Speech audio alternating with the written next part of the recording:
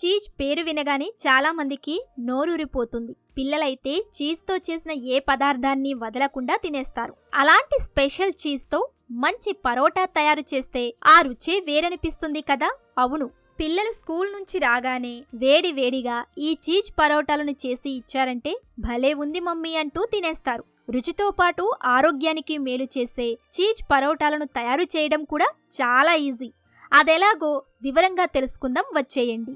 Cheese parotta తయారీకి కావలసిన పదార్థాలు: గోధుమ పిండి 1.5 కప్పు, చీజ్ 100 నుంచి 120 గ్రాములు, పచ్చిమిర్చి 1 నుంచి 2, ఉప్పు రుచికి సరిపడా, నూనె లేదా నెయ్యి 3 నుండి 4 టేబుల్ స్పూన్లు. చీజ్ పరోటా తయారీ విధానం: చీజ్ పరోటా తయారు చేయడానికి ముందుగా ఒక మిక్సింగ్ బౌల్లో గోధుమ పిండి, కొద్దిగా ఉప్పు వేసి కలుపుకోవాలి. తరువాత ఇందులో కొద్దిగా నీరు పోసి చపాతీ పిండిలా బాగా మిక్స్ చేయాలి.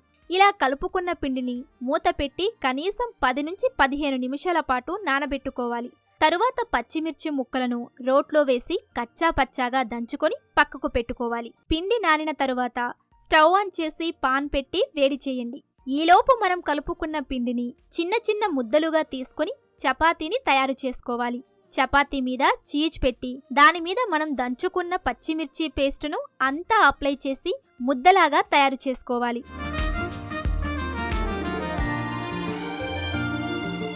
ఇప్పుడు ఈ ముద్దను మళ్ళీ చపాతీలా తయారు చేసుకొని వేడివేడి పెనం మీద వేయాలి. ఈ చపాతీని 2 వైపులా తిప్పి కొద్దిగా నూనె లేదా నెయ్యి లేదా వెన్న అప్లై చేసి కాల్చుకోవాలి. ఇలా 2 వైపులా చపాతీని బాగా కాల్చుకున్నారంటే చీజ్ పరోటా తయారైనట్టే.